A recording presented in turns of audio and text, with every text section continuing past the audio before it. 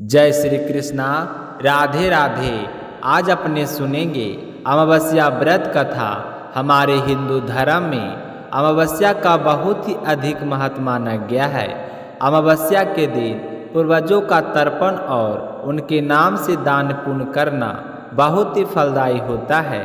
अमावस्या तिथि के दिन भगवान शिव और माता पार्वती की उपासना की जाती है। इस दिन सुहागिन महिलाएं व्रत रखकर पीपल के वृक्ष की पूजा करती है और अपने अखंड सौभाग्य की कामना करती है। अमावस्या के दिन पवित्र नदी में स्नान करें। अगर यह संभव नहीं है तो घर पर ही स्नान करने के जल में थोड़ा सा गंगा जल मिला लें। स्नान करने के बाद पीपल की वृक्ष की उपासना करें।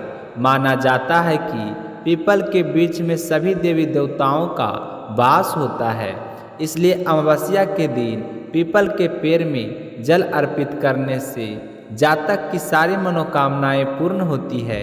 अगर आपने व्रत रखा है तो अमावस्या की व्रत कथा जरूर सुननी चाहिए। आप सभी के उज्जवल भविष्य की कामना करते हुए आज अपने सुनते हैं अमावस्या की कथा। तो सारे भक्तजन इस कथा को प्रेम भाव से पूरा सुने और समय समय पर हुंकार भरते रहें। कथा को लाइक करें और ज़्यादा से ज़्यादा शेयर करें। अगर आप इस चैनल पर पहली बार कथा को सुन रहे हैं तो शीला भक्ति चैनल को सब्सक्राइब जरूर करें। भगवान आपकी समस्त मनोकामनाएं पूर्ण करें। बोलिए शिव गौरी की जय हो। पुराने समय की बात है। कांचीपुरी नामक नगर में देवस्वामी नाम का एक ब्राह्मण रहता था। उसकी पत्नी का नाम धनवंती था। उनके 7 पुत्र और एक छोटी पुत्री थी जिसका नाम था गुणवती। समय बीतता गया, 7 पुत्रों का विवाह हो गया, परंतु बेटी सबसे छोटी थी, इसलिए उसका विवाह नहीं हो पाया। ब्राह्मण परिवार बहुत गरीब था, इसी कारण गुणवंती के लिए कोई रिश्ता भी नहीं आता था। यह चिंता देवस्वामी और उनकी पत्नी को हर समय खाए जा रही थी। एक दिन धनवंती ने अपने पति से कहा, स्वामी, अब हमें अपने पुत्री का विवाह कर देना चाहिए। क्या पता कब सांसों का साथ छूट जाए।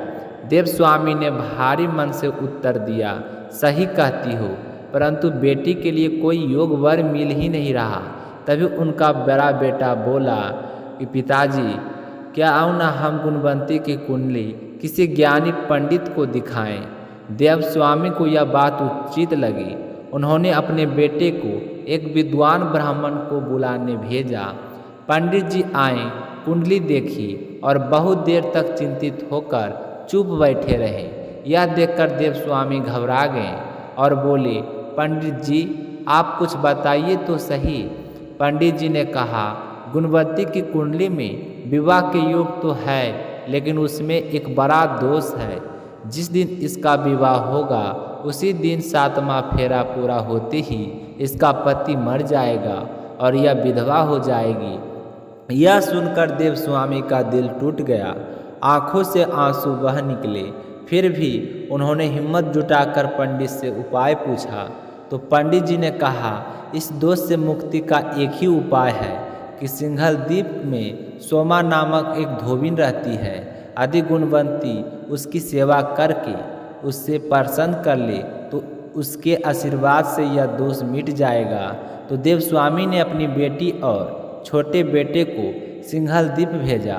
राह में समुद्र आया, दोनों पार करने में असमर्थ थे। उसी समय गिद्धनी गिद्ध माता ने उन्हें देखा। उसने भोजन कराया और अगले दिन अपनी पीठ पर बिठाकर समुद्र पार करा दिया। वे दोनों सोमा धोबिन के घर पहुँचे। वहाँ बहुएं आपस में काम को लेकर लड़ाई झगड़ा करती रहती थी। गुणवती ने सोचा, यही अवसर है, मैं घर का काम करके सोमा माता को प्रसन्न कर सकती हूँ। फिर वह रोज ब्रह्म मुहूर्त में जाकर झाड़ू पोछा करती, पानी भरती, पशुओं की देखभाल करती। धीरे धीरे घर का वातावरण बदल गया। बहुएं अब आपस में झगड़ने की बजाय शांत रहने लगी। सोमा धोबिन को यह बड़ा आश्चर्य हुआ। उसने एक दिन देखा कि गुणवंती और उसका भाई ही सारा काम कर जाते हैं। तब वह गुणवंती से बोली, बेटी तुम ये सब क्यों करती हो? तभी गुणवंती ने सारी कथा बताई। सुनकर सोमा धोबिन ने कहा, बेटी मैं तुम्हारे प्रेम और सेवा से बहुत ही प्रसन्न हूँ। उचित समय पर मैं सब अवश्य तुम्हारे विवाह में आकर यह दोष दूर कर दूंगी।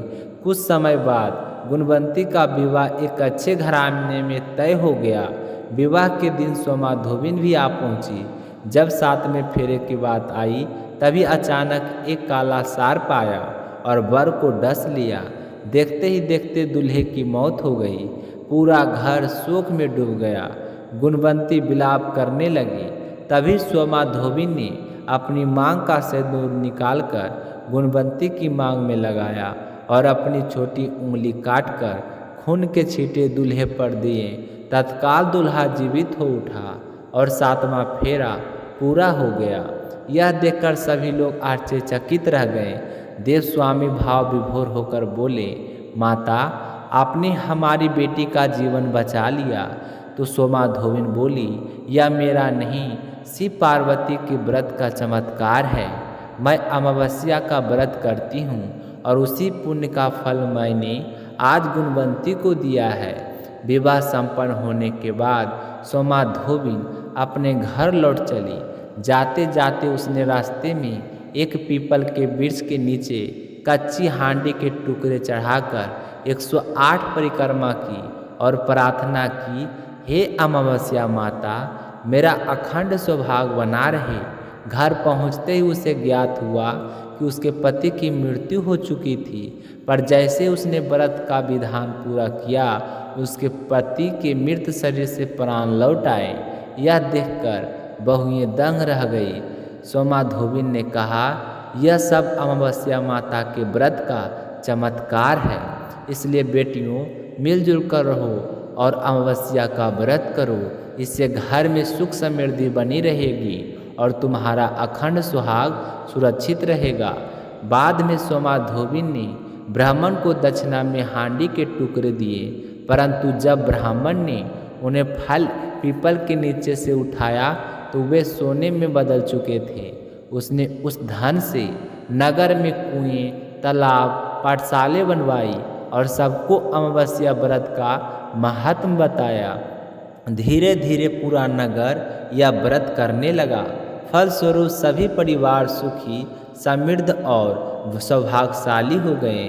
हे अमावस्या माता, जैसे आपने गुणवंती और सोमा धोबिन को सुहाग बचाया, वैसे ही सभी स्त्रियों को अखंड सौभाग्य का आशीर्वाद दीजिए।